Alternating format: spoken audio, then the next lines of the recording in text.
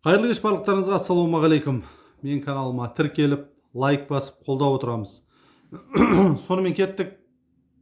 Бүгінгі кештегі тарихи видеоролигіміз бұл кіші жүз жерінде болған Арынғазы ханның қозғалысы туралы болмақ.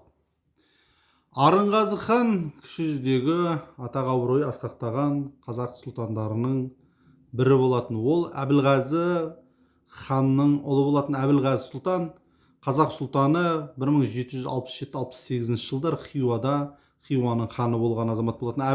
Арынғазының әкесі де Әбілғазы да Хиуа ханы болған. Ол Хиуада Әбілғазы үшінші деген атпен белгілі, себебі оған дейін де Хиуа Әбілғазы атымен Хиуаның хандары болған.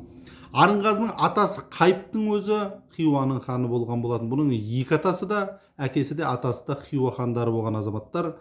Оның атасы Қайып хан, Қайып 2 деген атпен белгілі, себебі қазақта оған дейін 18 ғасырдың басында Қайып деген хан өмір сүрген. Ол бір болса, мынаны жаңылыстырып болмас үшін условно 2 деген ат қойған болатын. Міне осы Арынғазы сұлтанның қозғалысы туралы болмақ. Арынғазы сұлтанның жасаған қозғалысының басты мақсатына келетін болсақ, бұл енді қазақ жерінің Сырдария өзенінің төменгі ағысы, сонау Арал, Маңғыстау өңіріне дейінгі аумақты Хиуа хандығынан босатып алу керек болатын. Себебі Хиуа хандығы осы кезде жиі қазақ даласын бағындырып алу үшін 19 ғасырдың басында мына Сырдария бойында қазақтарға жиі шабуыл жасап отырған болатын. Және де Арынғазы хандық билікті күшейтіп алу керек болды, қайтадан қалпына келтіру керек болды. 1816 жылдың көкегінде кіші жүздің рубасылары мен көптеген сұлтандары Арынғазыны өздерінің ханы етіп сайлап алады, халық ханы қылып. Сонда Арынғазының басты мақсаты бұл орталықтандырылған мықты қайтадан қазақ хандығын құру керек болған болатын. Осы іс-әрекеттің арқасында сол кезде кіші жүздің заңды ханы саналатын Шерғазы Ресей империясы отырғызып қойған болатын. Оның Ресей империясының ол Қуыршақ ханы болатын. Соның билігінің бәрі ойыншық болып қалды, өйткені халықтың бәрі бір сөзден Арынғазыны қолдап кеткен болатын. Арынғазы болса тыныш жатпай Бұхарамен сауда-саттық қарым-қатынас жасады. Және де Бұхардың әміріне өзін қазақтың ханы, кіші жүздің ханы еткізіп, мойындатқызып алады.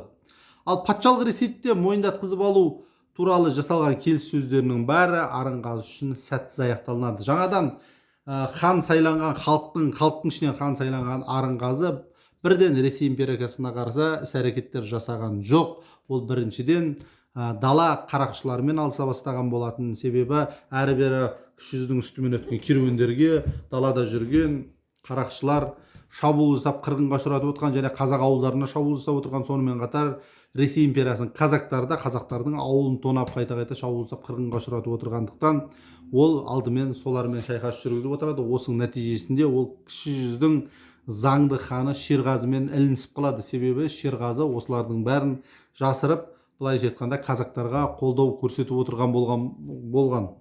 1817 жылы Байұлы мен Әлімұлының көптеген рулары Ресей империясының императорына Арынғазыны өздерінің хан етіп тағайындауға Шерғазының орнына өтініш білдіреді. Арынғазының осы дала қарақшыларымен шайқасы Орынбордың Орта Азиялық хандықтарымен сауда-саттық қарым-қатынасына жақсы әсер етеді. Сол кезде Орынбордың генерал-губернаторы Эссен Шерғазы ханмен, кіші жүздің ханы Шерғазы мен Арынғазы хан екеуін бір-бірімен татуластырған болатын. Арынғазы сұлтан кіші жүздегі ең беделді да белді азаматтардың бірі болды. Сондықтан оны кіші жүздің көптеген рулары оны қолдады. Керек десеңіздер, Шерғазы хан арқа сүйеп отырған Жетірудың өзінің көптеген рулары Арынғазыны қолдап кеткен болатын. 1818 жыл Эссен Арынғазыны хандық кеңестің төрағасы етіп тағайындалды. 1819 жыл болса қайтадан кіші жүздің көптеген рулары Арынғазыны өздерінің хан етіп тағайындау туралы Ресей императорына өтініш білдіреді. Бірақтан сол кездегі генерал-губернатор Эссеннің қолдауына қарамастан Арынғазының атақ абыройынан қорыққан Ресей императоры оны қолдаудан бас тартады.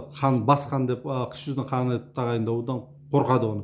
Сөйтеді да, бірақ дегенмен Арынғазының Ресей империясының алдында еңбегі бар деп, оны алтын медальмен және жаңағы алмазбен апталған алтын медальмен наградтайды. Бірақ Арынғазы ханның Ресей империясы Арынғазы ханның Хиуа хандығымен және де сол кездегі кіші жүздің ханы Шерғазының ұлы Жанғазымен, яғни Маненбаймен арадағы қақтығыстарын қолдамайды.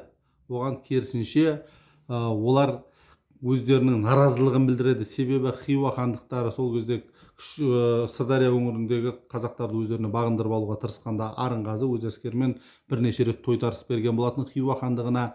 Және де сол кезде Ресей империясының шынжырлаулы иттерінің бірі Жанғазы, яғни Мененбай біраз қазақ ауылдарын шауып әбігерге салған болатын. Соның ішінде Арынғазының да ауылын шапқан болатын. Арынғазы және де 300-дей қазақ азаматын өлтіріп кеткен болатын.